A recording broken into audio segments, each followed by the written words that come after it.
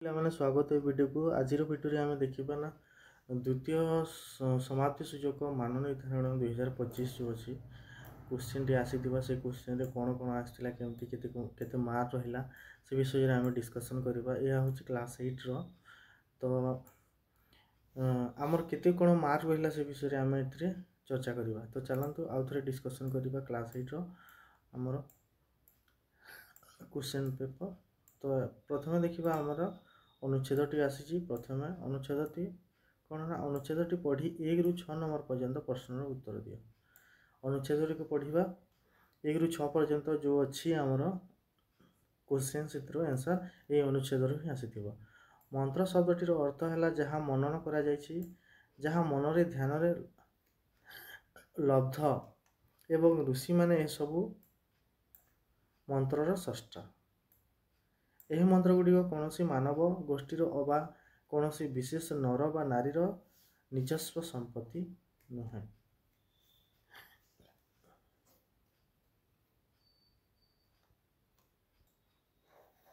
ଦେନ୍ ଦେଖିବା ଆମେ ଏଠି ନା ଯେ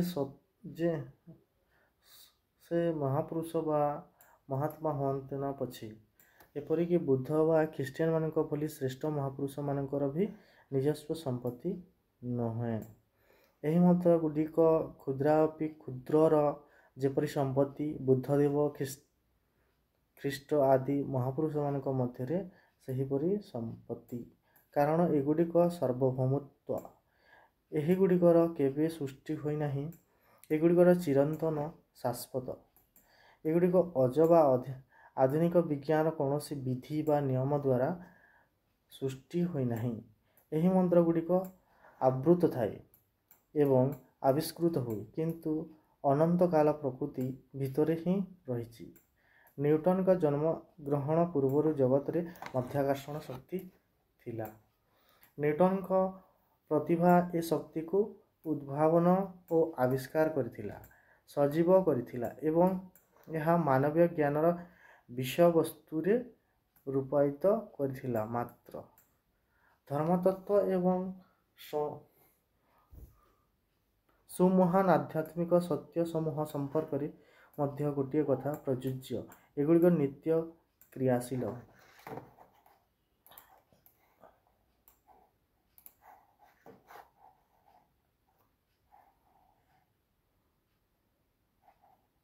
ଯଦି ବେଦ, ବାଇବେଲ, କୋରାନ ପ୍ରଭୃତି ଧର୍ମଗ୍ରନ୍ଥ ଆଦୌ ନଥାନ୍ତା, ଯଦି ଋଷି ଓ ଅବତାର ପ୍ରତିଟି ପୁରୁଷଗଣ ଜନ୍ମଗ୍ରହଣ କରିନଥାନ୍ତେ, ତଥାପି ଏ ଧର୍ମତତ୍ତ୍ୱ ଅସ୍ତିତ୍ୱ ଥାନ୍ତା। ଯେଉଁମାନେ ଏହି ତତ୍ତ୍ୱଗୁଡ଼ିକ ଦର୍ଶନ ଓ ଆବିଷ୍କାର କରିଛନ୍ତି, ସେମାନେ ହିଁ ଅବତାର ପୁରୁଷ, ସେମାନେ ହିଁ ଆଧ୍ୟାତ୍ମିକ ରାଜ୍ୟର ପୁରସ୍କାର। ନ୍ୟୁଟନ, ଗାଲିଲିଓ ଯେପରି ପଦାର୍ଥ ବିଜ୍ଞାନକୁ ଋଷି ଥିଲେ, ଅବତାର ପୁରୁଷମାନେ ମଧ୍ୟ ସେହିଭଳି। ଆମେ ଏହି ଯେଉଁ ପେସେଜଟି ଅଛି, ପେସେଜଟିକୁ ପଢ଼ିଲା, ପେସେଜଟିକୁ ବୁଝିବାର ଅଛି। ବହୁତ କ୍ରିଟିକାଲ ଥିଙ୍କିଂ ଏଥିରେ ଦେଇଛି, ବୁଝିବାର ଅଛି। ଆମେ ଆଉ ସେଇ ଆନ୍ସରଟା ଆଗକୁ ଦେବା। ତ ଆମର କ୍ୱେଶ୍ଚିନ୍ ଥିଲା, କ'ଣ କ୍ୱେଶ୍ଚିନ୍ ଥିଲା ନା, 1 ନମ୍ବର ଦେଖିବା, ମନ୍ତ୍ରର ଅର୍ଥ କ'ଣ? ମନ୍ତ୍ରର ଅର୍ଥ କ'ଣ ଥିଲା ନା, ଯାହା ମନରେ ମନନ କରାଯାଏ, ଯାହା ମନରେ ଧ୍ୟାନରେ ଲବ୍ଧ। 2 ନମ୍ବର ଦେଖିବା, ମନ୍ତ୍ରଗୁଡ଼ିକ ଚିରନ୍ତନ ଓ ଶାଶ୍ୱତ ବୋଲି କୁହାଯାଇଛି କାହିଁକି? ଏହି ମନ୍ତ୍ରଗୁଡ଼ିକ କେବେ ସୃଷ୍ଟି ହୋଇନାହିଁ, ଏହାର ଅନନ୍ତକାଳ ପ୍ରକୃତି ଭିତରେ ହିଁ ରହିଅଛି। ଏଗୁଡ଼ିକ ଚିରନ୍ତନ ଶାଶ୍ୱତ। ତାର ଠିକ୍ ଉତ୍ତରଟି ହେଇଯିବ। ଦେନ୍ ଦେଖିବା ଆମେ 3 ନମ୍ବର ଦେଖିବା। 3 ନମ୍ବର ଦେଖିବା ଯେପରି କ୍ଷୁଦ୍ରାତ୍, କ୍ଷୁଦ୍ର ଅପି କ୍ଷୁଦ୍ରାତ୍ ହେଇଛି, ଠିକ୍ ସେହିପରି ବୃହଦ୍ ଅପି କ'ଣ ହେବ, ବୃହାତ୍ ଅପି ହେଲା। 4 ନମ୍ବର ଦେଖିବା, ଅନାବୃତଃ ଶବ୍ଦର ବିପରୀତାର୍ଥକ ବୋଧକ ଶବ୍ଦକୁ ଅନୁଚ୍ଛେଦରୁ ବାଛ ଓ ଲେଖ। ଅନାବୃତଃ ଆବୃତ ହେଇଯିବ ହେଲା। 5 ନମ୍ବର ଦେଖିବା, ତାହେଲେ ମନ୍ତ୍ରଗୁଡ଼ିକର କାହାର ନିଜସ୍ୱ ସମ୍ପତ୍ତି ନୁହେଁ ବୋଲି କୁହାଯାଇଛି? ସେଇ ଋଷିଗଣମାନଙ୍କୁ, ଯେଉଁମାନେ ନିଜେ ମନ୍ତ୍ରର ସ୍ରଷ୍ଟା ବୋଲି କହନ୍ତି, ସେମାନେ ମଧ୍ୟ ଏ ମନ୍ତ୍ରର ନିଜସ୍ୱ ସମ୍ପତ୍ତି ନୁହେଁ ବୋଲି କୁହାଯାଇଛି। ଆମେ ପେଶୀରେ ପଢ଼ିଥିଲା। ଦେନ୍ ଦେଖିବା ଆଉ ଗୋଟେ ପେଶୀ ପୁଣି ଅଛି ଯେଉଁଟାକି ପଦ୍ୟାଂଶଟି। ଗଦ୍ୟ ଗଲା, ଏବେ ପଦ୍ୟାଂଶଟି ପଢ଼ିବା। ପଦ୍ୟାଂଶଟି ପଢ଼ିବା ଯେଉଁ 6 ନମ୍ବର ଆଉ 9 ନମ୍ବର ଅଛି ପ୍ରଶ୍ନ ଗୁଡ଼ିକର ଉତ୍ତର ଆସିବ। ବିଜ୍ଞାନଗାର କାରିଗର କୌଶଳ ଖଟାଇ ସାଥୀ ହୋଇ ନେବେ ଆମ ସଭ୍ୟତାକୁ ଆଗେଇ। କୃଷି ଆଉ ଶିଳ୍ପ କ୍ଷେତ୍ର ହେବ ଆମର ପ୍ରଗତି, ଦୂର ହେବ ଆମ ଦେଶ ଦୁଃଖ ଆଉ ଦୁର୍ଗତି। ଗଗନଯାନରେ ଯିବା ମହାକାଶ କ୍ଷେତ୍ରକୁ, ବିଶ୍ୱାସୀ ଦେଖେଇବେ ଖୋଲି ତାଙ୍କ ନେତ୍ରକୁ। ନୂଆ ନୂଆ ଗବେଷଣା, ନୂଆ ନୂଆ ତଥ୍ୟ, ବାହାରର ଆସିବ ଦେଶର କେତେ ନୂଆ ନୂଆ ସଂସ୍କାର। ଶିକ୍ଷା ଆଉ ସଂସ୍କାର ଅଭିନବ ପ୍ରୟାସ, ନୂଆ ଶିକ୍ଷାନୀତି ଯୋଗୁଁ ହେବ ଆମ ବିକାଶ। ଏଇଟା NEP ଯେଉଁ 2020 ଅଛି, NEP ମାନେ ସେଇ ହିସାବରେ ଗୋଟେ ପଦ୍ୟ ଦେଇଛି NEP 2020ରେ। ତ ଆମେ ଏହି ପଦ୍ୟକୁ ବୁଝି ଆମେ ଏନ୍ସାରଟି ଦେବା। ଦେଖିବା ଏଥିରେ 5ଟି ନମ୍ବର ଥିବ। ଦେଖିବା ଏଥିରେ ଆମର ଅଛି 16 ନମ୍ବର। 16 ନମ୍ବର କ'ଣ ଅଛି ନା, ଯେଉଁ ଝିଅଟି ନାଚିଲା ସେ ଯଦୁର ଭଉଣୀ। ଏଠାରେ ଅଛି ଯେଉଁ ଝିଅଟି ନାଚିଲା ସେ ଯଦୁର ଭଉଣୀ। ତ ଏଇଟା ସେ ଯଦୁର ଭଉଣୀ, ଏଠାରେ ପ୍ରଧାନ ବାକ୍ୟଟି କ'ଣ ହେବ ନା, ସେ ଯଦୁର ଭଉଣୀ। ବିଡାଏ ଘାସ, ରେଖାଙ୍କିତ ପଦଟି ପ୍ରକାର ବିଶେଷଣ ପଦ। ବିଡାଏ ଘାସ ପରିମାଣବାଚକ ବିଶେଷଣ ପଦ। ପରିମାଣକୁ ବୁଝା ହେଉଛି ବିଡାଏ।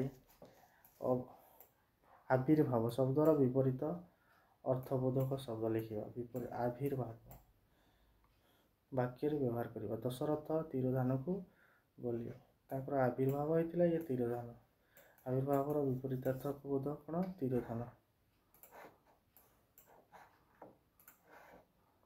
19 ନମ୍ବର ଦେଖିବା।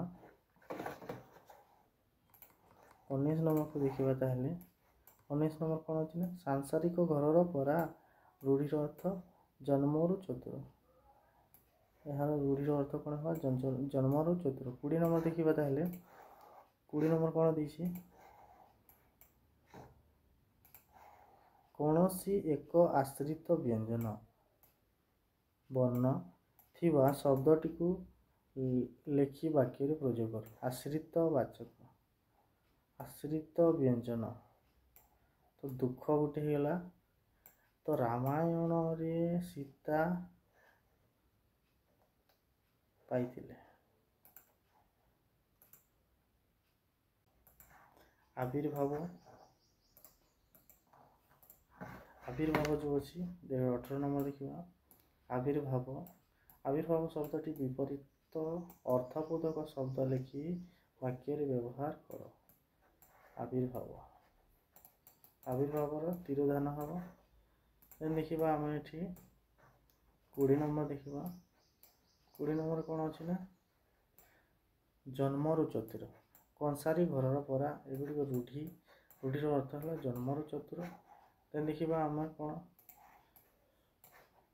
20 ନମ୍ବର, କୌଣସି ଏକ ଆଶ୍ରିତ ବ୍ୟଞ୍ଜନ ବର୍ଣ୍ଣ ଥିବା ଶବ୍ଦଟିକୁ ଲେଖି ବାକ୍ୟରେ ବ୍ୟବହାର କର। ଆଶ୍ରିତ ବ୍ୟଞ୍ଜନ ବର୍ଣ୍ଣ, ଦୁଃଖ, ରାମାୟଣରେ ସୀତା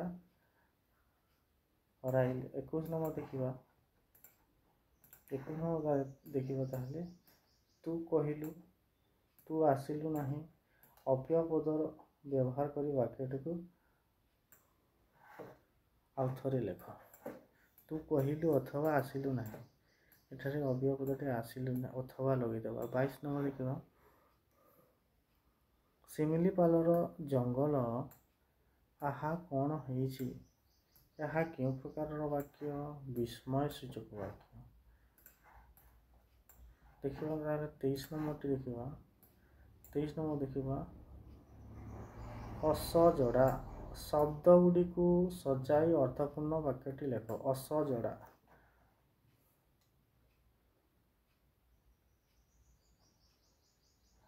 ଏଇ ହେବ ବାକ୍ୟଟି କିପରି ହେବ। 14 ନମ୍ବର ଦେଖିବା।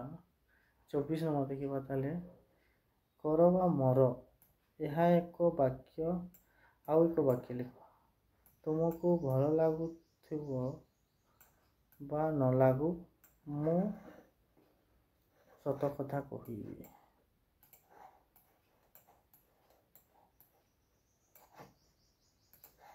25 ନମ୍ବର ଦେଖିବା। ହରି ବୋଲି ନାଚିବାରୁ ସୁନାମ ଅର୍ଜନ କରିଛି। ହରି ଭଲ ନାଚିବାରୁ ସୁନାମ ଅର୍ଜନ କରିଛି। ହରି ଭଲ ନାଚିଛି ଓ ଏଥିପାଇଁ ସୁନାମ ଅର୍ଜନ କରୁଛି। ଜଟିଳ ବାକ୍ୟରେ ଲେଖିଲେ ତାହାକୁ କ'ଣ ହେବ? ଯଦି ହରି ଭଲ ନାଚିବ ତେବେ ସେ ସୁନାମ ଅର୍ଜନ କରିବ।